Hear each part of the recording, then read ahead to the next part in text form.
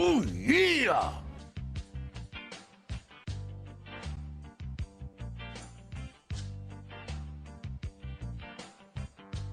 I'll play with you, Becky.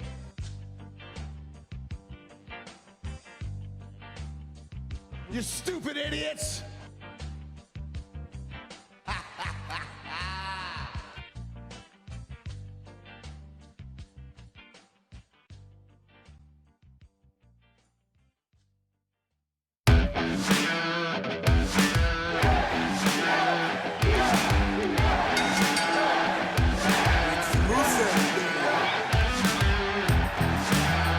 Ladies and gentlemen, welcome to another episodic fantastic adventure. It's Talkamania.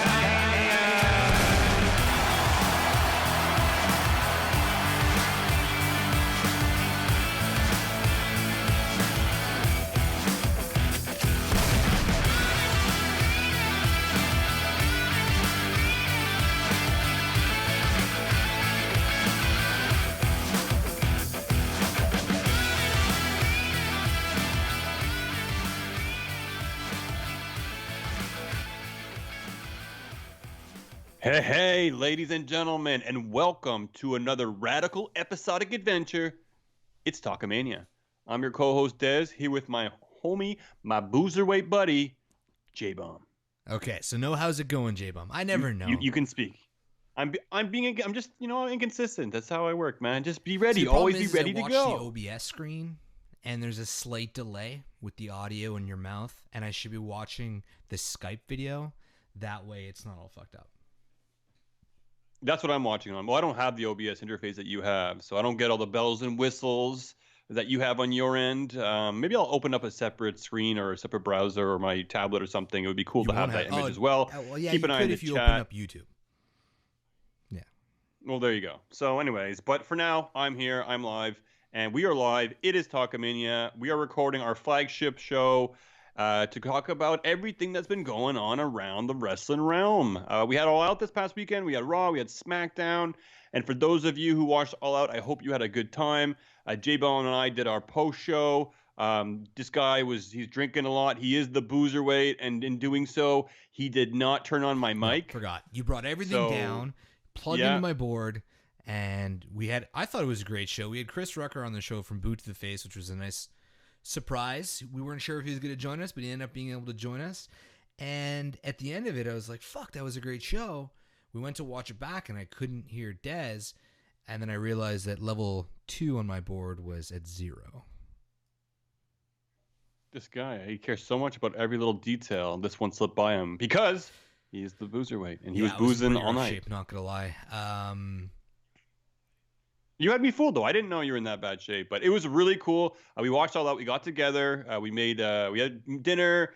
We hung out with Melissa. Really cool night. I lost the bet predictions, and I had to eat a very hot pepper. That shit was it was really hot, man. I don't know how many tears I cried into my sleeves of my hoodie, but I had hiccups as well too, uncontrollable hiccups. And the heat I could deal with, but my body just goes into like alert mode and just starts hiccuping. I wasn't like that when I was younger. I blame the people in the chat, though, I can only imagine for the audio failure, because I had asked them at one point if we look good, and people said this is great, production is perfect. I mean, when I listened back, I could barely hear you. So I don't know if maybe through YouTube it sounded better, but when I watched it back. Well, look, man, Justin is our fact checker. He's not an audio checker. I guess that's it. So, He failed us. All right, guys. So we are going to talk a little bit about All Out tonight, just to kind of talk about it so you can hear us. If you do want to go back and check the video, it was entertaining. You can still hear me through Jay's microphone, but obviously we are perfectionists here on Talkamania. So we will be going over a few All Out stuff as well too. Before we get into things, guys, make sure to give us a follow on Twitter @_Talkamania. Also on Instagram, Talkamania. Give us a follow. J-Bum, I hope you've been posting some stuff because I'm not on a journey, so I'm not Instagramming lately. This weekend, I did fuck around. Yeah. Cool. All right. But now that I know how to use it after my my adventures in Toronto, I think I'll be using it a little bit more. So guys, keep a follow on no nudes allowed, Talkamania on Instagram. bro. Come on, man. I wanted to get one in before the end of the summer. All right, guys. Also, wherever you get your podcasting kicks, if it's on iTunes, iHeart, Spotify, Stitcher, Google Play, wherever it is, give us a listen and Google us, and you will see us. And and if you J-Bomb, guys take it want to away. listen to us on Full Press Radio, we're there every Thursday at noon. They replay the shit of us as well throughout the week. If you want to check out Full Press on Twitter, not Facebook, but on Twitter, it's at Full Press Radio, and their affiliate wrestling is FPC_wrestling. Check out our website, www.talkamania.com, prowrestlingtees.com/talkamania. However, the best way to support the show is to head over to Patreon. Let's support the show, guys. Come on, we got 2 patrons. 2 patrons. We've been open for almost 2 months now. We don't want to. Don't share that People information. can see. It's public. People can see. We need it. We got to get better. We got to go to more places, and we got to bring more content for you. So patreon.com/Talkamania, for as little as $1 a month, you could support the show. But we do have some exciting things on the horizon. J-Bomb and I are working on a few business ventures, so there will be some exciting stuff coming in the future. But anything that you guys can help us with obviously goes a long way. And yeah, did you plug our shirts already? Look at that nice spiffy shirt that J-Bomb is wearing. And I don't wear it on purpose. I just wear it to work. It's in my laundry rotation, and it happens on Wednesdays. Oh, there you go. I am not. I think it's one of the first nights I'm not wearing a wrestling shirt. Tonight I'm wearing a Captain Planet shirt. For those of you kids from the 90s, it's pretty neat. Got Captain Planet with the symbols of the elements around him. Wind, fire, earth, water, and then heart. They threw heart in there for some reason because they decided we needed another element. And no, they didn't. I like this monkey, and that's about it. So that's just about it. I'm just updating the ticker because I forgot to do that before. But let's talk some wrestling, brah. Yeah. So all out. You want to get into all out? Is that what we're doing first, or what do you want to do? Let's go through the news in a segment we like to call "Oh, You Didn't Know." Oh, you didn't know? There's really not that much going on. Okay, so AEW, if you didn't watch it, if you're under a rock, they crowned their first world champion, Chris Jericho. He partied real fucking hard after, and people are going to say the belt was stolen. Chris Jericho fucking lost the AEW world title belt. Let's be fucking honest. And it's been a fun journey. AEW has seemed to somehow twist this into somewhat of a storyline. It's been good. Bubbly has been all over Twitter. The memes are good. I'm enjoying it. But ultimately, yeah, Chris Jericho lost the title already, bro. He lost the title already. It's almost like the 24/7 title. Maybe it was Drake Maverick or R-Truth that took it off him. But yeah, it's pretty interesting. The guy, I guess, like he went and enjoyed himself, and I don't know who took it or whatever. But it's funny because he made an angle out of it, right? Thought it was great. He's in the hot tub. The only guy who can be in a hot tub and wear a scarf at the same time. And the scarf is literally in the water, in the hot tub, and he's still wearing it. It's hilarious. Yeah, I have a hot tub, and he spilled champagne in the water. So much and champagne in there. You can't spill booze in those things. There's not enough water. What'll happen? Lose it. The next day you'll come in and it'll be cloudy. It's shit. Whenever I have people over, everybody always spills fucking booze in my hot tub. Yeah, but he's got money. He just go out there. Yeah, I don't think that was his house. And he's like, go out there and clean the hot tub. Yeah, I think it was. I think I've seen it. I think I've seen his house quite a few times in some of his videos, and I think that actually is. He does have a nice house. But yeah, he did lose the title, guys. And did you see today that it was reported that the police found it, and they had the image of the police holding it up? Yes. It looked like Kyle O'Reilly about to play like the guitar. And the AW thanked them for returning the title, but then they removed the tweet. Did they really? So I think, yeah. So it looked like it was becoming a storyline, right? And I think now that they found it, they're actually going to make it into a storyline. So it's pretty innovative and opportunistic, and leave it up to Jericho to turn something into, I guess, a story, or at least get it over a little bit. He had his bubbly thing this week. He had the scarf in the hot tub. He's had it. He's had the list. He's had so many things. And look, people were talking about how he was the first AEW champion, but now they're talking about how he lost the title, and now they're making it into a story. At least it seems like it. So who is going to be the person who stole the title? Will they make it into a story, and will they tie that into his next challenge? There's a lot of questions after that. But in other news, before we just a little side note, Justin Roberts has just entered the chat, and within 5 seconds, he let me know that I had spelled Sasha Banks incorrectly in the ticker. So Justin, thank God you're there, bro. No, it was Sasha Banks? Sahasa Banks. Yeah. sure Rucker would have let you know if he was here as well. Sasha Banks. But let's get back to AEW. Let's get back to Chris Jericho. I mean, who is his next challenger? Who do you think it's going to be? Well, we know Omega has a match against Moxley. That was announced today, guys. Omega Moxley will be official at Full Gear in November, so that's something exciting to look forward to. It's actually the only match announced right now. But we know that Paige and Pac, it looks like they're going to go at it after the show went off the air. They still haven't got that timing down right on AEW. Like that whole after All Out presser? Ugh. No. We'll get to that. No. Wasn't good? Very bad. Usually love all that so shit. Good. This one seemed overly scripted. I mean, that's where the Jericho meme comes from, where he's in the back doing the bubbly thing. The timing was all fucked up. Production-wise, it was crap. And I didn't mind the whole him ranting and like he even took a shot at Brian Pillman Jr. That who was okay, hanging in the back and made fun of it. Then the production got all fucked up. The audio got all screwed up. They kept cutting away from him. But I'm saying when Hangman Page was doing his presser, Pac came in and it just seemed... It seemed really bad. It seemed like a backstage promo from Raw. Yeah, it's interesting. I think so. We're gonna get that Pac Hangman Page match after all, I guess. Just won't be for the title. Yeah, oh, that's true, eh? That's very true. Maybe that was it. He didn't want to like not win the title. I don't know. Maybe they just have. Maybe he's okay now. They've sorted things out with Pac, and he's all in with AEW. I noticed that. Like even Tony Khan was correcting himself. He said Pac, then he went Pac. So I don't know if maybe they're. I know, but maybe they're not allowed to use the name. I don't think it matters. It's not like Tupac, right? It's like maybe Pac Cody, got something to do with Dragon Gate or got something to do. Maybe Pac doesn't own the rights to it. I don't fucking know. But I've noticed that people were calling him Pac during AEW. We mentioned it on the AEW post show. But then when I watched Tony Khan, he started doing it. So I was like, shit. I'm wondering though, he was Adrian Neville in WWE. Can he just use Neville, or did they copyright Neville? Because Neville wasn't too bad. I think that was, a nasty bastard name. Yeah, Neville was a bit nerdy. Neville. Never gonna let you down. Never gonna let you down. Neville. Neville. We actually made that sound, but we should bring that shit back. Oh, we can't because it's not. We'll have to find one for Pac. So we got Pac versus Hangman. Omega's going to face off against Moxley. They did say, and Justin's not correcting us, but letting us know, reminding us in the chat, that there's supposed to be a TV title match. Wasn't it announced for one of the dates? Was it the 5th one? Oh, right. Yeah. Not exactly sure. It's on one of the few days it started. I'm not sure exactly. So he can let us know if he digs that up. Right. But then who are the big names that don't have matches, I guess, now? Cody Rhodes, Sean Spears, but I don't think he would go from that loss to that. You got to look at, if wins and losses matter, you got to think that it's somebody who's won all their matches. I really don't know. Unless it's going to be somebody new that we haven't thought of. Yeah, they could do that as well. It's going to be interesting to see how this builds up, right?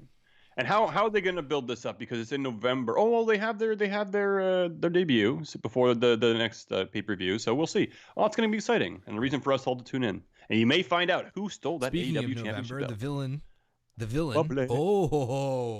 The villain Marty Scurll's ROH contract ends in November this year. Obviously, the rumors are circulating if he's going to go to AEW or WWE. Maybe the villain stole Jericho's title. Is that a match that you can get behind? Yes. Fucking hard. The villain is awesome. Honestly, Marty Scurll is, if you haven't watched a lot of his stuff, go check it out. For a little guy, it's pretty good. Well, I remember, you were always telling me about how much you liked him. You liked his mask. You liked his entrance. Isn't he the whoop whoop? Isn't he? Wasn't that I dressed up as him for Halloween last year, and my mask didn't show up till like 2 weeks after Halloween. So I didn't dress up as him. But I had everything else. I had like the whole ring attire except for the masks. So I threw on one of my Slipknot masks, and it just didn't work. Not that anybody would have known who Marty Scurll was. You are a little short dude, so I got a full beard growing in, if you could see it. Yeah, that's his full beard, guys.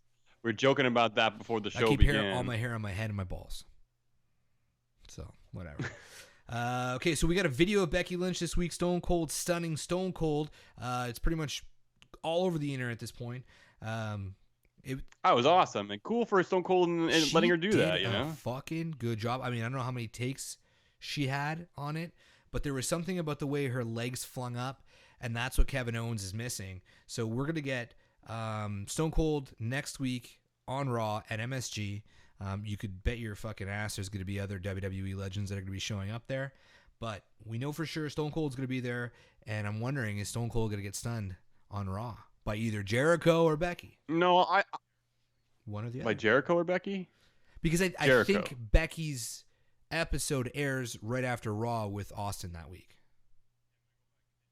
Okay, I'm going to go back. Sorry, You said KO. Jericho is going to stun Austin. Okay, cool. You said it twice, Festival so I of just wanted to make Friendships sure got we're me all okay. fucked up. Maybe you know something. I don't know. Maybe he got fired from the WWE, from AEW, and he's head back into WWE. I don't know. But that would be something. Imagine Jericho comes in and does that. But yes, I did watch a bit of that show, the Steve Austin show with Becky. I watched something in the car, doing a bit of it the already ATV, aired? Oh, that's my the bad. actual. Okay. I just Yeah, it completely was fucked up that cool. whole It was thing. all right. It was cool. But yeah, and then seeing him stun Austin was really cool. To have him actually let her do that, and you're right, it did look a lot better. I guess he gave her some pointers going into it. I had to imagine it might have been the first take because there wasn't lots of beer spray because he did the thing, where you get stunned and the beer sprays out. But that is right. You are right, my friend.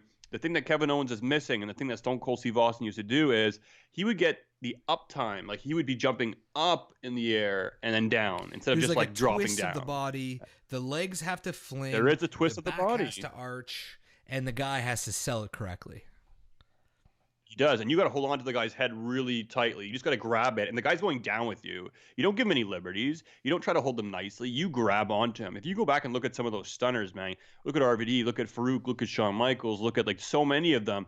He just grabs onto them, and they get it right in the throat, man. And we used to wrestle ourselves when we were young, just playing around. And I remember used to bust that stunner and used But I to did hold it a up lot tight. of one-handed And you ones, do get. though, back in the day. I know, but when your neck gets stuck right up in that arm and that shoulder, like it goes right into your throat and Adam's apple, like you do get a little bit like stunned, so to say, if you've done properly. So, come on, don't be so pussy when you pull that move off and Come on, put some KO, stank man, we on love it. you, man. You're fucking ruining the stunner. But yes, Stone Cold will be at Raw at Madison Square Garden, and he will be mediating the contract signing between Seth Rollins. Is he? Is that and what Braun is that what his Strowman, role so, is?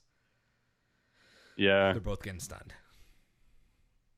No, they're probably both just getting to drink some beer together or some shit. I have no fucking interest in Seth Rollins versus Braun Strowman.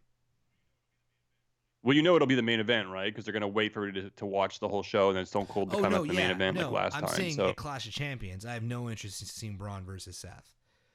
I'd rather see Brock versus Seth again. I'm not that interested in it. I'm meh. I'm like Clash of Champions. It's pretty much I think what the I rest of the expect card to get at that pay-per-view. is quite attractive. Honestly, we'll talk about that. But Oh. another piece of WWE news before we move over to All Out. We got another draft coming. It was. What the fuck's I up don't with know, I that? didn't even know that there was still a brand split. I can't. You have the I can't soundbite fucking talk ready? tonight. Yeah, I do. I do have it, but we've passed it. Yeah, October 11th and the 14th are set for the next brand split. I guess they're gonna get rid. I hope they get rid of the wild card rule, but who fucking knows? Well, I don't know, man. Like, it's funny because Fox wanted to get rid of the wild card rule, but maybe Fox now is saying, like, this is who we want on our show. And they're like, okay. So we'll do, like, a draft or a brand split, and they'll put whoever they want on Fox, and everybody else goes on Raw. And then, like, I don't know. We're back where we were. They worked so hard at making us forget about this, like, draft, this brand split and the wild card rule, and now we're back at it. I read that today. I'm like, are you kidding me? They're doing this again? So to me, it must have been, like, Fox coming, like, lately and being like, hey, can you do this? And they're like, what? We just. Well, I think it's a big episode. Okay. For them, right? I think it's the an 11th, episode that the draws. 14th. So whether or not the results are legit, I think those episodes seem to draw. They create a lot of discussion. And disappoint. There'll be everybody arguing, like, oh, Sasha's on SmackDown's SmackDown the now, best. and oh, SmackDown is now the boss. All right, enough about WWE. Let's now, we did do an all-out post show, and I know that Dez wants to get some things out because he was unheard. So what I thought, instead of doing match by match, I figured we could talk about our favorite moments. So I wrote mine. I think I know what you enjoyed too because we watched it together. But let's take away the most memorable things, the things we're still thinking about 4 days later. The big one for me, I don't know if it is for you. This one's definitely for me. Nyla Rose winning the Battle Royal was freaking awesome. Yeah, I almost called her Nia Jax. Nyla. Well, Nyla. Yeah, well, I mean, look, I called Nyla Rose. Nia Jax. Nyla Rose. Yeah, I almost did it again. Nyla Rose earlier on. I thought it was an obvious pick. I'm not that impressed that I got that. Yeah, I like the Battle Royale. A lot of women in there. I wish there was a little bit more surprises. I wish there was more people from Impact. If they were able to get Tennille Dashwood, it would have been cool to get some other people in there as well, like Jordan Grace or Tessa Blanchard. But like, then you would have to how would they lose? I guess I don't think them losing is a big deal. Maybe they're gonna maybe they're gonna pull them in like when they can. Like maybe next pay-per-view they'll have one of them come in and like I don't know. Do they have a relationship with Impact now where they can do that? Tennille was there and. They have Taya and what's his name, Johnny Impact, or Johnny AEW, whatever you want to call him. Well, he does the on the road, right, or the old whatever it's called, being the elite. Yeah, it definitely is something. And I heard that also, like they wanted to have Impact said that they won't have their superstars involved in number one contendership matches usually because they don't want to have them going for a match, kind of like a title in another promotion, right? So there was kind of question marks with this one because if she did win the Battle Royale, well, then she would be number one contendership for that title. But I guess obviously they were like, well, look, she's not going to win the match. They were okay with it. And I think it's good for wrestling. It's good for both promotions. But yeah, having her win that match was really cool. And now we know she's going to be going up against Riho. Awesome. I'm so excited for this. Yeah, I'm really interested to see how this match goes because how would Riho pull a win off here? We saw her go against Hikaru Shida. Yeah, in like a multi-person match, right? Well, there you go, guys. Maybe she will find a will and a way. She definitely keeps fighting and pulling that spirit forward. That's how she picked up the win against Hikaru Shida. Ended up getting her butt kicked, but ended up pulling out the win, and that's all that really matters. So we'll see how this match goes, but ultimately, I really have to feel like, it's 2019, man. We're woke. It's going to be Nyla Rose. Either way, we know that the champion, the first AEW Women's World Champion is going to be either Nyla Rose or Riho, and I think that's something to be excited about. And Britt Baker is going to be fighting Bea Priestley, obviously going forward. There was stories that came out of the Battle Royal, which I thought was really interesting, and I didn't know how excited I was to see that feud until I saw Britt Baker meet Priestley on the ramp and just, Luthez press her and fuck her up. Yeah, and don't worry. I mean, like, for all of you fans of them, like, this is great because it's a side feud for them. They're going to have their opportunity at the title, and they're going to be champions as well, too. So it's great that they're already thinking of side storylines and doing more than one women's storyline because that's more than the WWE seems to be able to do. So that's great. I'm not a huge fan of the championship belt. I want to see what it looks like around the waist. It looks like a little Fabergé egg. It looks like very it's definitely like small a and oval. It looks like, you take an image and you try to resize it and you kind of squish it and it kind of looks like that. I don't know. It just looks like they took the circle and it got turned into an oval. I like the change in shape. I think it's going to fit a woman's body better. I'm excited to see it. And I don't know who they're going to put it on. My gut says Riho, though. I can't believe it. I just can't see how in a singles match with nobody else involved and helping out, how she could beat Nyla, unless it's like some kind of crazy roll up. But yeah, I guess we'll see. It'll be Janie versus Goliath. Not bad. All right. Another big takeaway from me was just the way that they ended the Omega and Pac match. It came out of fucking nowhere. That move was dominant. It was like a TKO / submission type victory. And I really, even though we both predicted Pac, I really didn't think. Yeah, we did. I really didn't pick think on we our were end, right. And the fact that we was fun, but I like the way it ended. Kenny looked like he was legitimately fucked. Yeah, and I like it because we were saying like, oh, we could turn that into a pin, but I like the fact that it was a TKO in the end. It means a lot more. It makes Pac look really strong. I think he should be going up against Jericho, in my opinion, in the next. I mean, he can go through Paige to kick off AEW on TV, and then he has the first 4 episodes to get that story going with Jericho. Yeah, maybe. Could be the case. But look, I like the match. dude, the stuff these guys did in the ring, like Pac looked really amazing in this match. Really he did so many good things.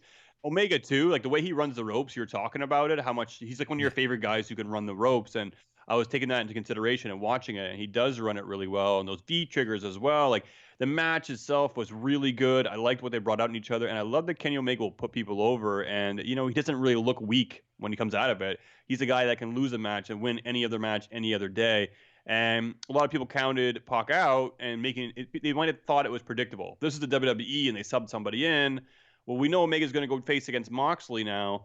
Do they want him coming off of a loss going up against Moxley? I mean, he'll probably have some matches on TV first, but at the same time, I think that's excellent. I like the fact they gave Pac the rub, and I thought he looked really good. I thought both men looked good, and honestly, it was one of my favorite matches of the night by far. Yeah, it was interesting. Tony Khan, during his presser, he was answering questions. He took a full 40 minutes. It's really good. Check it out on YouTube if you have a chance. He explained how wins and losses are gonna work, because you're gonna have so many singles matches, you're gonna have so many tag matches, trio matches, but then there's also pay-per-view matches and then TV matches. So they're gonna find a way to kind of split all those stats up so that they're important. So you can have a pay-per-view record, a TV record, a singles record of those combined, an overall record. Like it's gonna be interesting how they're gonna play that off. But yeah, I mean, Pac is 1-0. Omega's like what, 2-2 or something now in singles? Has he had 4 singles? No, he hasn't 4. I think he's 1-2. No? Okay. All right. Okay. I don't know. I'm just trying to think about the matches that he's had, right? So he lost against Jericho, it's possible. And he beat Shima, and then he lost against Pac. I think those are his singles matches. Justin could fact check for us. But let's move on from the moments of AEW's All Out. I just got to say, the entire Darby Allin, Joey Janela, and Jimmy Havoc match to me was super memorable. The skateboard spot, the barrel on the stairs, and nobody's talking about this one, but the Joey Janela moonsault where he just ate shit. Yeah, what was he thinking? JR2, he's like, what? What was he thinking? I think it was Darby Allin that was on the ground. Maybe it was Havoc. I don't know. It was one of the two of them, and they were nowhere even close to him, and he just ate shit, and I thought that was really good. Yeah, the match itself had a lot of cool spots, lots of good chemistry between 3 individuals. We thought Darby Allin was going to win, but in the end, it was our friend Mr. Havoc who deserved the win, because he hadn't picked up. He's kind of been involved in a lot of matches, but hasn't picked up a win. And I liked it. I liked also the spot where they put the thumbtacks in his mouth and kind of taped his mouth shut. You got to think that those thumbtacks aren't fake. Well, I think they were fake, those ones, just because, like, first of all, in your mouth, you're building up saliva, you're nervous, you're worried you're going to swallow one, so you're going to swallow one. But when he did spit them out, and I think, like, he spat them at somebody, and then he fell down or something, like, nothing went into his skin, you could tell, or there was something, like, there's a way, I think you could tell they didn't stick to him or something, and so I really think there wasn't any pins on those ones, and of course, regardless if there was or wasn't, putting those little pieces of steel in your mouth and holding it there, like you said, under that amount of pressure, I still wouldn't want to shit those out. Well, just you want to shit out a cap? You want to shit out a cap? Like, okay. No, not personally. I shot out a fucking hot pepper. I shot out a lot of beer. But no, I thought that was match of the night for me, just because it was fun. It wasn't the most technical of things, but it was fluid as hell. And I thought for a triple threat match, they did something WWE doesn't do, and there wasn't just one dude sitting outside of the ring half the match. You know what I mean? Like, there was some 3-way action, some menage a trois. Yeah, and they introduced a whole new weapon, man. We got barrels. That's fun. With tacks on the bottom. Yeah, that was pretty cool too. You better bring that back again. You saw Janela's back was all cut up from that too. So really cool that they have those kind of matches. And I hope this is the first and only time that we see the barrels, because they could do a lot of fun stuff with that. Somebody could be in a barrel one of those times. Well, it's sponsored by Cracker Barrel, so you got to assume. There could be snakes in the barrel. Was it that match, or was it like that? It was like the a type Cracker of match Barrel they Classic called it? or some shit like that. That was like the official name. It's very cool. The Joey Janela spot on the chair where he got front flipped and landed. That was cool, and he was all proud about it. Yeah, I like it. Well, Janela's great. Right? He's we so got to give credit to to Justin. Justin called Jimmy Havoc winning that on our prediction show, and I didn't really like the paper cuts. Oh, he likes Havoc though. He's a big Havoc fan, which is cool. Rightly so. The guy's great. Justin in the chat right now is talking about the paper cuts. To tell you the truth, they didn't look good. They looked bad. They looked weak. Yeah, he was so soft with it. Like he should have been like, just go for it, or they should have dulled it. Oh, dude, so I can't even think of paper cuts, bro. And then just went hard on it. It makes me sick, but yeah, it looked a bit weak, but the concept of it was awesome. Just I was like, oh, it's gonna be so nasty. And I was like, oh, that's soft. Oh, that was a bit soft. Well, Justin says apparently they did the monkey flip spot before too. So, oh well, same dudes. Havoc flipping Janela. All right, Justin. First time I saw it, so it's a first time for me. Still real to me. And of course, one of the big takeaways was Chris Jericho, the first AEW World Champion. We both picked Hangman Page. We said we didn't want this to be a corporate main event, and yeah, okay, the results were Chris Jericho winning, but they really did a good job on storytelling that match, and I really do think that Hangman Page walked out winning the fans over. I think people wanted him to win, and I think that was the whole point of it. So I think they got the best of both worlds. They got the fans wanting Hangman to win, and they got the face of the company being somebody that people recognize. So yeah, there's a lot of things to take away from this match, and we talked about this before going into our prediction show that we had. And were they booking themselves into a corner with this match? Is what J-Bomb liked to say. Yeah. That was the phrase of the week. And it was a good saying, because what were they going to do? They were building Adam Page to be their big guy, and I was saying how, like, I like him, but of all people I've seen on the roster, he was kind of one of the more least impressive to me, more of the meat and potatoes kind of wrestler. I thought he was really good in this match, but I also feel like he probably should have been the person to win if you're going to build a star. He's a young man. He's in his prime. He can be the face, or at least one of the faces of this company. And to have Chris Jericho, they're trying to not be WWE. And to have this old WWE guy or older WWE guy be your first champion, well, yes, it puts notoriety there because people know who Jericho is. But is that who you want? Is that what you want the perception to be? Like, oh, well, your first champion is a reject WWE superstar. So there's a part of me that's kind of like, really, I'm very kind of surprised that he went in that direction. But I'm okay with it. Jericho's going to be cool. It's going to be fun. I don't think it's going to be too long of a run. And he won with a back elbow. Judas effect, I know it's his Judas move. I like it. I know, but the fact, well, it's not Andrade's back elbow, so it's, but look, you want to talk about something big? Let's talk about the woman who is refereeing this match. Yeah, I know. Congratulations. It's the first time a women main evented, refereed, or a championship, whatever that was. Good for her. I found there was moments in the match where it was a little bit like, cool it. A little too much. I should tone it down by like 10-15% at least. There's points where she was like pinning and she looked like she was like posing, but it almost was like it added to it. And she's really like, playing along with it too. There's memes of her and she's like having fun with it. So I think it's awesome. I love the fact that we have women referees now being more prominently involved. And I just thought this match had a lot of cool elements to it. And Jericho got his head cut open. Yeah, the interaction. She was yelling back at him. And so we were also, it was funny because we were talking about Jericho and like, we're saying, man, he's going bald. He has a giant bald spot in his head. And I was like, where did that come from? Because like a couple years ago, like, his hair was looking all right. Here we go, talking about the bald man in wrestling. I like to point out bald spots and talk about bald spots. I think I'm allowed. I'm in the club, all right? So it's interesting because he actually was in a match in New Japan where he took a pile driver on the ramp. And he took a picture of it, and he had a huge bald spot because it ripped his hair right out. And that's where the bald spot comes from, guys. It might be from age. So it's a battle scar. Well, I don't know. It looked like, when like Bret Hart and Michaels fought backstage, and then Bret ripped out and Michaels had that bald spot like right on his hairline forever. It looked like a very, very similar spot. So Bret Hart fucked him up. I know. Well, Bret Hart took Shawn Michaels' hair, and a super kick took Bret Hart. So Bret Hart took Shawn Michaels' hair, and a super kick took Bret Hart's career. There you go. Fuck you, Des. Any other moments from All Out before we move on? I think it was cool. Great pay-per-view. Not the best one from AEW, but very, very good.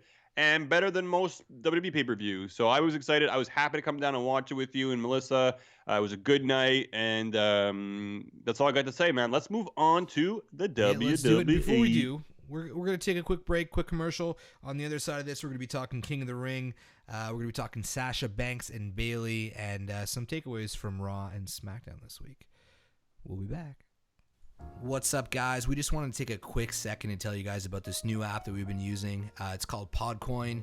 It is a podcast player. It's great. If you're not familiar with it yet, I highly suggest you checking it out. It's a free app. It's available on iPhone, on Android, and you could actually use it. You could turn your listens into money that you could put towards, Starbucks gift cards, Amazon gift cards, or if you want to donate the cash to charity, you can do that as well. Subscribe to us on there. I mean, we're available there. All of our other podcast friends are available there as well. And actually, if you're new to the app and use the code Talkamania, you'll get an extra 300 pod coins just for signing up if you use our code. So highly suggest checking it out today. Again, that's Podcoin, available on iPhone and on Android. Now let's go back to the show.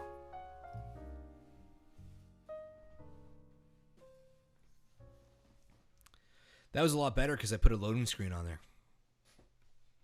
It was a lot less. Nice. But thanks for teaching us all about the wonderful world of Podcoin. I really like Podcoin. It's legitimately the only app I use to listen to podcasts now. And I do have a bone to pick with Boot to the Face. Get your fucking podcast back on there because I'm sick of fucking going to Spreaker.com.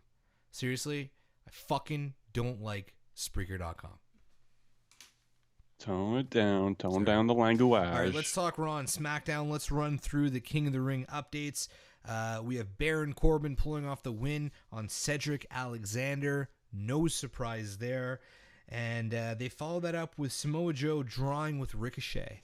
And I thought this was... I guess it's somewhat interesting. I guess it kind of throws a wrench into the obvious plan of the King of the Ring tournament. But I really would have preferred the heat that WWE would have taken to eliminate both Ricochet and Samoa Joe instead of making a triple threat. I like that. I like it. Yes. So first of all, a lot of people are bitching, moaning, complaining, all saying that they've ruined the King of the Ring and that this tournament is built for people like Cedric Alexander, like Ricochet, like Ali, and we've eliminated and Andrade, and they've all been eliminated except for Ricochet. What do you mean this tournament's been built around people like this? None of these guys have ever, nobody similar to these guys have ever won this tournament. So I don't know why they're saying King of the Ring is built for these guys. But look, I get it. It would have been good for these guys to kind of, springboard from the King of the Ring tournament onto great things. Cedric Alexander had a very, very good match with Corbin this week. Actually, very good match this week. He went into this match injured last week from Cesaro, got jumped by the OC. So, yes, he got beat down. You guys shouldn't have been surprised that he was going to lose this match. They were heading in that direction anyways. And look, King Corbin, I know you guys don't want to see his face on TV and you hate him. He will probably win this tournament, and it's because they know you're going to hate him, and it's going to draw so much heat. Imagine this guy. He walked around saying he was the general manager or whatever he was for like a year. Now he's going to walk around saying he was the king, ordering people around. It's going to be amazing. I'm going to hate him so much, just like you guys. But this is why they're doing it. They're building an ultimate heel. Look, the King of the Ring tournament, at least we're having one this year. And I think, like you said, with Ricochet and Joe, the ending was a bit strange. The match itself was pretty good. Samoa Joe got busted open yet again. It seems like he has the most fragile face in wrestling. And look, man, I think I like your idea. It was my idea. Baron Corbin came kicked out of the tournament. Okay, well, there you go. King Corbin already making great ideas and ruling. Now he'll be able to rule it and say he's no longer, So I don't know. It's gonna be interesting to say. I would have liked to see another rematch with them or something. Just like next week you wrestle again, and then we see who moves on because they had a pretty good match as well. So, but a triple threat's going to be interesting to see, and I'm sure Corbin will be the possibilities that can come from King Corbin. The first lady will be Lacey Evans, and then eventually we'll see Lacey Evans versus Charlotte to determine who is the queen of the WWE. I'm just surprised that with everything going on with King of the Ring, that we haven't seen #Queen of the Ring yet. Oh no! First of all. So I agree with you that I'm surprised we haven't seen it. I know it's been discussed. It's been talked about. I think even some of the superstars were mentioning it as well, too. I think it's cool. Fuck Evolution, I'd be down Queen of the Ring pay-per-view. I'd be down. Full tournament. Full tournament, one pay-per-view.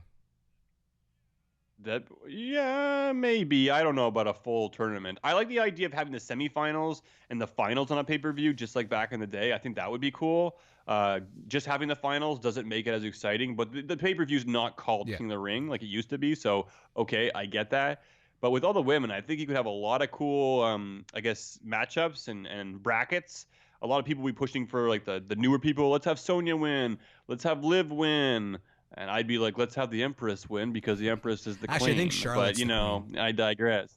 I think she's the queen. She is the queen. I was thinking Andrade was going to advance and be the king, and then they'd be able to kind of put them together. Surprisingly enough, Gable took out Andrade, and I got to think it's going to be. I really, really think it's going to be Gable versus Corbin in the finals because I don't think they're going to put Elias in there. I agree because if you heard the fan reaction for Gable this week on SmackDown, they were really behind this guy. He had a really good match. He's not as flashy as Ali. He's not as flashy as Alexander. I like that he's more technical and still flashy. He's more technical. I like his German suplex that he does, a stalling German suplex. I love it. And then that slick roll up he used to win. I haven't seen anything like that before. That was really cool. So I like Gable. I didn't expect him to pick up the win, to be honest with you. The results from this week in King of the Ring. Yeah, they said they ruined the King of the Ring tournament. You know what? They ruined the King of the Ring tournament because who you didn't want to win didn't win. Gable over Andrade is like exactly what everybody should want. I don't understand. Like, yeah, Andrade's going to be fine. Gable needed this win. Now he needed this win, and I think if he goes to the finals and even loses, it's going to be great for him. So we'll see what happens. If he is the King of the Ring, I think that an oversized crown and a too long robe would look really fucking good on Gable. Dude, you got some good ideas tonight, man. You got some good ideas tonight.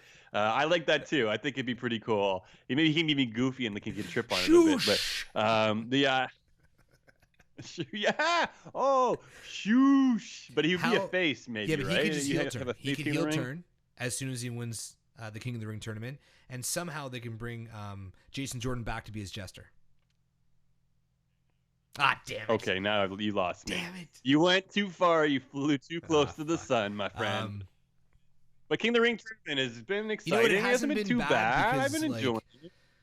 I've never ever enjoyed it, and I don't really even care for the matches. I kind of skim through them, but I do like that there is something going on that doesn't involve a title. And they give them time. All these King of the Ring matches are going like 12 to 15, not 15 minutes, but like 10, I know, it's impressive. 10 to 12 I have minutes to move long, my cursor like 3 times as I skip through it to get through the match. This guy doesn't watch. Dude, why would I want to watch? Okay, but we're a wrestling podcast, but we don't really exactly talk about, like, we don't pull apart the matches. We don't talk about the moves that they use. It's the story. I talk about the matches why I let of the you week, do that. and I say matches that I like. Oh, okay, I see. Shoosh. I see how it is. Elias over Ali. I can agree. I can agree with the fans on this one. I would have liked to see Ali versus Gable. Yeah. I'm not a huge Elias guy. I definitely don't walk with him. I'm so sick of him. I think he needs some sort of a change going on because I don't know. I'm just. Well, he changed his theme music. He still walks out with a dumb guitar. He doesn't use it enough. I don't know. No, well, he doesn't. He gave his last concert, right? So I don't think he's doing that thing in the ring anymore. I don't know what it is. I don't know where he is. He's kind of in some weird limbo. He put the crown on the guitar. I'd like to see him get annihilated by the Fiend. And come back interesting. Hey, are we done talking about King of the Ring? Okay, so I'm going to use that as a tangent. Yeah. You're talking about the Fiend. So this week it was made official on a new episode of Firefly Funhouse, which was, it was okay. It was an episode of Firefly Funhouse. Talked about some stuff here or there. But it is made official. We are getting a Hell in a Cell match. Bray Wyatt versus either Braun Strowman or Seth Rollins. So I want to ask you this, J-Bomb. Is it too soon? I don't think it's too soon, but they need to put that strap on him, and I'm a little bit. I mean, okay, this can make Clash of Champions exciting because I don't see Seth Rollins losing to the Fiend. I think that's not a good look for Seth. But who knows? You know, we are rolling towards October. There might be a fresh start for a lot of wrestlers, Seth Rollins included. He might be going for the WWE title against Kofi, so who the fuck knows? Or Orton. Or Orton. Yeah, whatever. I don't think so, but maybe. I don't know. It's tough to tell. But if it's Braun Strowman, then I feel like there's a story already between those two. They're really, really good friends in real life. I don't know if you caught Braun Strowman's comments about how much respect he has for what Bray Wyatt's done. And like you mentioned, the return of Firefly Funhouse, I've talked about how I'm a little bit soured on it, but I really, really enjoyed this episode. The shots they took in McMahon being the doll. Justin's talking about it as well. Yeah, giving very us money. Good, very that was good. Great, yeah. I don't think it's too soon. I think the Fiend needs to be on top. I was saying Bray Wyatt should have beaten Undertaker at WrestleMania 31. So I've been waiting a long time for him to get his moment. Not of his curtain character. I could see this Fiend doing it, but not as like no. But I don't think that the Swamp Guy went over because if you lose to the Undertaker at WrestleMania, then you're done. Like, your gimmick, you're not a scary person. You're not the new demon in the WWE. You couldn't bury... The torch wasn't passed. We saw the torch somewhat passed with Mick Foley getting the mandible claw. You know what I would like to see at MSG? I'd really like to see The Fiend fucking put it on The Undertaker. I would. Yeah, like I could see that being very... there's some merit and there's some value in there. I think it would do Mr. Wyatt pretty good. But yeah, I mean, like, do you think Braun Strowman's really going to be a transitional champion where he holds on to it for just a month? He finally wins that title that he's been climbing and fighting after for so long, only to lose it a month later. Because I agree. I don't think Bray should be losing this match. You know, he's got to definitely, you know, I guess strike while the iron is hot. So I don't know. The Universal title's always kind of been irrelevant, or not irrelevant, but part-time up until when Seth Rollins has kind of taken ownership of it. So, and also we saw Bray Wyatt have a really short title reign himself. So I feel like, maybe giving him the strap is going to be good. But we'll have to wait and see. And we could still make him kind of not a part-time guy, being there every week, but doing like Firefly Funhouse stuff maybe, and then coming out occasionally, not having a match every week, you know, because it did work with Brock Lesnar. So they could still do it with Bray and it would work, I feel. Having him there every week's great too. But you also don't want to give too much of the character, you know, because eventually it will go stale, believe it or not. It will. I mean, it might take a couple of years from now, but it might take a couple of months, depending on how much they shove it down our throats and, you know, how much the fans want to move on to their next shiny little toy. But we'll see what happens. But either way, it is made official. We're going to get Bray Wyatt versus one of the two. Justin in the chat's talking about how he thinks that there's no real benefit to the Fiend at Taker at Mania. And I just want to correct if I wasn't clear. I mean, I think Bray Wyatt should have beaten Undertaker when he had his match at WrestleMania 31. I think that was the first mistake and the beginning of the downfall of Bray Wyatt as a character, and ultimately can never get over in my eyes because he can never, you know, defeat Taker. I do want to point out one more thing before we move on, is that can the Fiend, or will the Fiend, show up at Clash of Champions and pick who he's going to fight at Hell in a Cell? Because he might walk in, he might fucking attack Seth, say, Braun, I choose you, and then, you know, we have a bit of a backstory going there, and then at that point, you know, Braun's not really Universal Champion. You know what I mean? Like, the Fiend made him Universal Champion. Would also be a disqualification if he comes in there and beats he the shit could out of just Seth scare Rollins. the shit out of him into a loss, distract him of sorts. He should bring out fucking Becky Lynch and gets counted out. Holy shit! He should bring out Becky Lynch, put her on the fucking top of the ramp, ready to snap her neck, have Seth Rollins going crazy. Braun Strowman pins Seth Rollins. The Fiend disappears. Then we get Braun Strowman versus the Fiend in Hell in a Cell. Or Becky Lantern. I'm down. There's so much they could do with the Fiend. I'm happy he's here. Yeah, I love gimmicks in WWE, man. I really do. I really fucking do. They can do them as well as this. I'm all about it. But let's move on. The biggest news of the week, I guess, coming out of Raw is Bayley sort of turned heel. It seemed like they closed Raw with the Bayley heel turn. The fans seem to be really enjoying it. And then to open up SmackDown the following night, she came out and everybody started chanting Becky. It was was confusing. I don't know if they were in the same town as they were from Raw, but they were cheering Becky getting hit by a chair by Bayley, and then the next day cheering Becky's name while Bayley was trying to talk. And the promo seemed very non-heelish to me. I don't know. What do you think? Yeah, it was confusing. So I think people were excited because, Bayley turned heel. They're always happy when she turned heel. When she attacked Sasha, they were thrilled. The fact that she turned heel again that night on Raw, people were excited. Like, finally, some depth to your character. She's not all about hugs and love. And I thought it was cool. Okay, fine, make her a heel. Let's see where this goes. But I agree with you. I think the promo that she cut on SmackDown was very confusing. She wasn't winning over the crowd. She wasn't successfully getting her point across. I didn't know if she was a heel or a face because she was saying how she was kind of still the same character. I'm going to do what's best, and I'm going to be around for a very long time. And honestly, like, we were all thinking that she needs to turn heel to make herself credible, to actually make her way to be a legitimate, cemented, I guess, champion slash, women's wrestler. But for me, it's like, I don't know. It didn't seem like it worked for me. It didn't seem like it worked for me. And I'm thinking, like, what is it going to take for Bayley to get to that level? Because, look, we saw Becky do it. She struggled for a while. Yeah. She got there. We've seen Charlotte get there. She works her ass off. She cuts good promos. She's pretty good in the ring. Sasha Banks, too. I'll give her credit. She's gotten to the level where, up there with them. I see you cringing. No. She's not up there cringing. She's above other women, but not up there. Yes, she is above other women. But it seems like Bayley just, like, for some reason just cannot break through and get to that level. Like, they're like, okay, we'll make you a heel. The crowd will cheering you. And then the next night they just turned against her. And I don't know if it's the crowd, but it seemed like it might have frazzled her a little bit. But the promo just didn't make too much sense to me. And I just, like, it was not getting over with the crowd. It was not working. Not connecting the dots. I couldn't tell whether she was just completely not being a heel or if she was kind of being her same character and comparing herself to Becky in an obvious way that the fans would boo her and not buy that she's anything close to Becky. So I couldn't tell if that was her type of heel work she was trying to portray.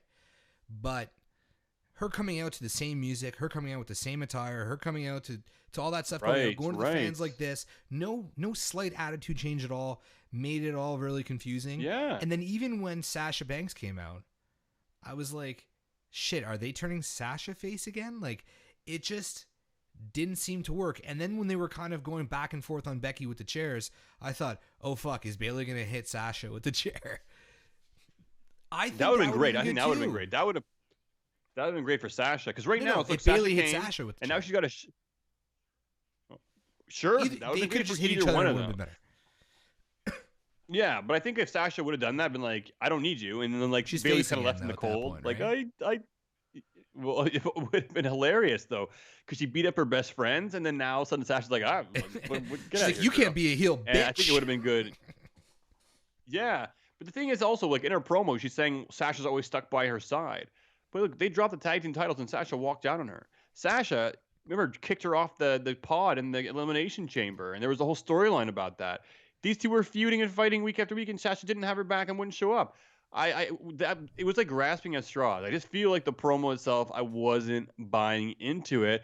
And I have to feel, Becky, Sasha, Bayley, Charlotte, is it going to be about these four women forever? Because it seems like it just revolves around them forever. It should be. They are definitely, and I know I give Sasha Banks a hard time all the time, but she's obviously one of the top girls in WWE. I don't like her. I don't think she's one of the best in the world, but she's definitely better than, like, Mandy Rose, Sonya Deville. I mean, go down the list. She's better than all those girls. But maybe they're setting up for an ultimate, like, Bayley and Sasha are heels, and then Bayley turns on Sasha. Like, and they're kind of setting it up like, hey, you're always by my side, and then she's like, actually, you weren't, you fucking bitch. I don't know. It was weird.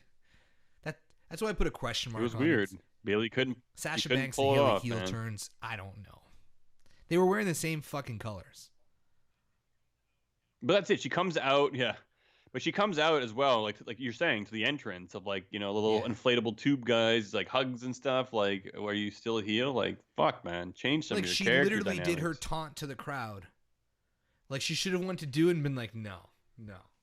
Like, give me something. Yeah, exactly. Like, she didn't even heel 101. And I would have been disappointed with heel 101. It was a step underneath that. It was just confusing. And on the same note, I gotta ask, because I'm not sure, because I skipped through it like crazy. Is Alexa Bliss and Nikki Cross officially faces? Yeah. Yeah, I think so. But look, at least we're having tag team partners 2 nights or in a tag row, team baby. division. Well, dude, they wrestle and they're present quite often, and they're having matches, and it's pretty cool to see. And it must be Bailey and Sasha might be like, "What the hell?" You know, like, why are you doing it with them? Well, Why because couldn't you do it with Sasha, us? no, But Sasha. maybe they learned their lesson. Maybe they learned their lesson, and now they're actually doing some wrestling. And look, we saw this past week Mandy Rose and Sonya Deville pick up a big win I didn't like it. over Bliss and Cross. I don't. Well, I'm indifferent. I just like that they have new I love the challengers. That's kind of what it looks like. They've been the champions. I don't like the clean wins over champions on TV. I think it's fucking stupid. Well, it was debatable. I mean, there was some stuff going on the outside. It looks like Alexa took a while to go up to the top rope. She was concerned about her partner. She kind of got thrown off. And when she landed, she got the knees to the stomach, and shit just went sour from there. So we'll see. But it looks like they're lining up for a tag team match, championship match from the two teams. I wouldn't be surprised to see Mandy Rose. I'm 100% cool with Sonya Deville and Mandy Rose getting the shot at the tag team titles. I think it's exactly where they should be. I don't think that they should be in singles pictures for titles just yet. I think I think Sonya Deville is really a future big star in WWE, and I think she's going to get there, and I think this is the build. I just want to say that everybody who's pissing and moaning about Mandy Rose and Sonya Deville not having a chance, chill the fuck out. It's coming. And yeah, everyone thinks that they should like come in and get a chance in the first month. Even like Lacey Evans and other people too. It's just like I like Lacey for the character she brings onto TV, but it's like these people are just starting off. Give them time; they will get there. I remember in the day when you had people that they were there for like 7 years before getting an opportunity. In my day, you had to walk to school and back 7 miles with no shoes. Justin Roberts in the chat says, let's be real. She was likely told to keep doing the same shtick for nows. That's in reference to Bailey. Of course. We know it's not Bailey who makes those decisions.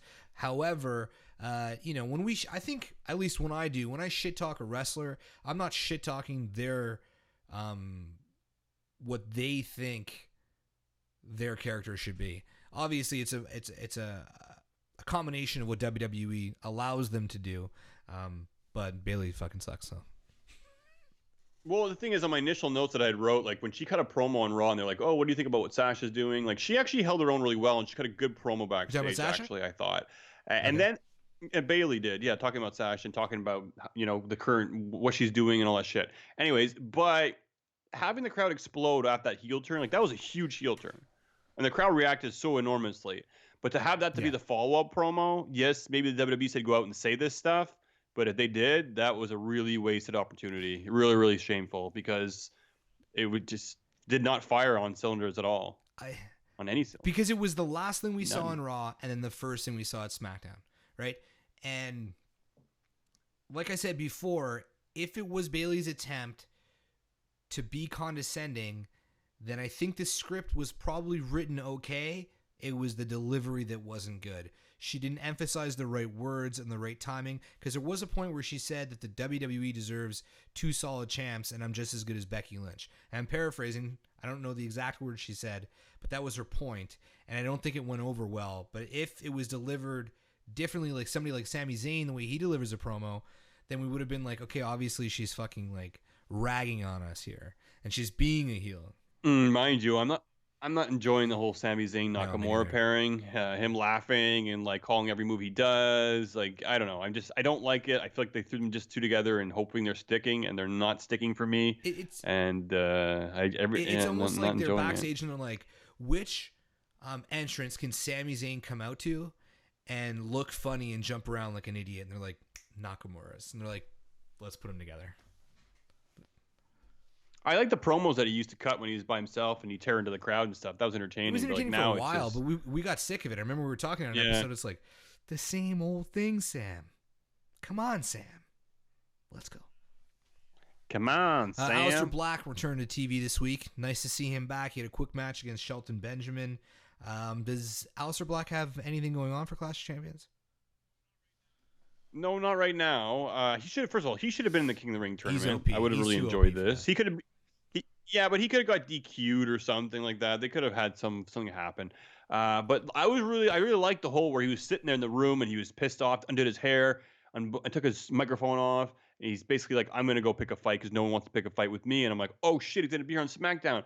He comes out, who's the challenger gonna be? And then he come back from commercial, and Shelton had already come out. It was like very anticlimactic. Well, And I'm just Shelton like, Benjamin really? is kind of And then okay, Shelton Benjamin, I find, is very underrated. I think given the right chance, right form, he's had some amazing matches with Shawn Michaels, Triple H, Kurt Angle, many people in the past. Yeah, all three Hall of Famers. So what I'm getting at. But they had great matches, and he's had some amazing matches himself. He's and he is really good. I don't think his promo skills are the best. He's a bit awkward on the mic, but I think in the ring he's really sound. And I don't know, like I'm okay even with him being the challenger, but it was kind of anticlimactic because he made this whole cool promo backstage. He's going to come out, have an open challenge, and then we didn't know who's going to come out, and then we came back to the ring. Oh, it was Shelton, and during the commercial break, who came out? And it's like, oh, really? Like we would have liked that, seeing who came out at least.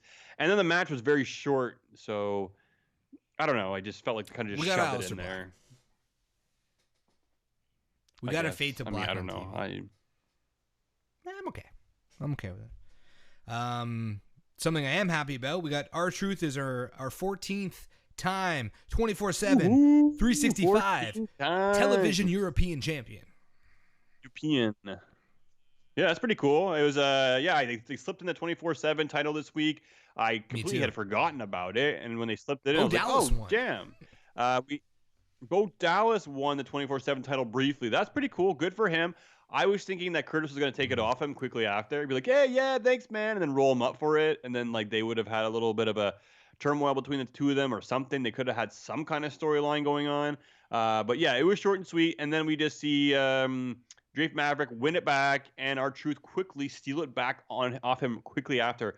So, R-Truth, your 14-time champ, and I think that's pretty cool. What's up? What's Charlotte? Is Charlotte? She's not 14-time, is she already? Okay, she's like 9 or 10 or something. I'm still waiting for that tweet. Yeah. I remember R-Truth had a tweet with Charlotte about how he can become a 9 or 10-time champion, and I was waiting for the moment where he did become that in 24/7, so we can tweet again to Charlotte because it's always fun. I know, so I guess it didn't happen. So that's the end of that story. But yeah, it's gonna be interesting to see, and then also going up against Bayley, right? I have to think Charlotte's gonna win this. That's true. It's gonna be great. I keep forgetting that Charlotte is gonna face Bayley at Clash of Champions.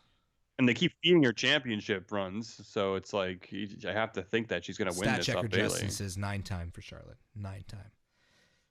Nah. Yeah, that's why I said 9 or 10. So that's cool. I thought it was 9, but I was thinking maybe it will be 10. It will be 10.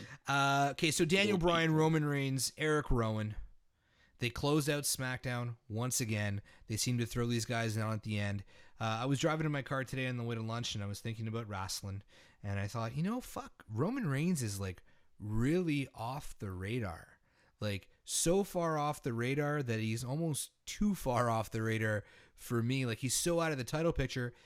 I feel like this could have been better. I think Daniel Bryan's so good. I'm assuming we're going to get some sort of a triple threat match at Clash of Champions, or it's just going to straight up be Rowan against Roman Reigns, and Daniel Bryan's going to screw Roman, and he's going to be with Rowan again. I mean, I don't fucking know, but apparently you can't smack Rowan, and you can't tell him what to do. Yeah.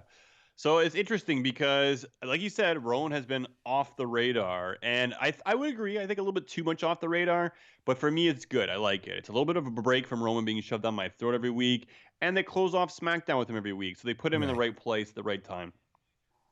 And it's always your tune in next week segment, and they're doing it every week, and they're doing it well, and they've been dragging it on for weeks. And I swear to God, all of us thought Daniel Bryan was involved. I still think he is. He came out. He very well could be, but what? He got choke slammed or claw slammed or whatever it is through a table. At that point, I mean, the thing is, when Daniel Bryan, Rowan came out, and then he took Daniel Bryan and threw him kind of on the ground, and Daniel Bryan laid out there for a while. I was like, oh, well, he could easily just toss Daniel Bryan and still be friends with him and stuff. And then he went to the ring and outside the table, slapped him, got put to the table. And I'm like, oh shit, how are they going to explain this one, right? So is it going to be a triple threat match? Because to me, Roman versus Rowan isn't that appealing. I mean, unless they just have like this crazy hope, and that's why they're pushing Rowan so hard. Well, they let him cut a promo, right? My cousin was talking to me, and he's just like, he had said, Rowan, I never knew he was so good on the mic. And I'm kind of took a step back, and I'm like, well, it was a good effort. I didn't hate it. He doesn't get many chances to cut promos on the mic, so I'll give him the benefit of the doubt. But to me, it was just like big angry dude 101 standard promo, and we'll see where it goes from here. But I guess they're trying to push him as a credible foe. I would have ultimately liked that the story was completely different, and we were getting Roman versus Harper. That's just me. That's just me. But it's fun. What happened to his twin brother? They just wrote him off. The Friar Tuck, whoever he was. This storyline's been fucking confusing, to say the least. I love Daniel Bryan. Daniel Bryan as Madman is good. I wish that there could be some way where he gets Rowan back into his grasp. I would really like to see Rowan with a full face guider with a leash, and he's brought to the ring by Daniel Bryan. I'd really like to see Daniel like control him like that with the smacks and all that type of shit. Okay. You're in the S&M.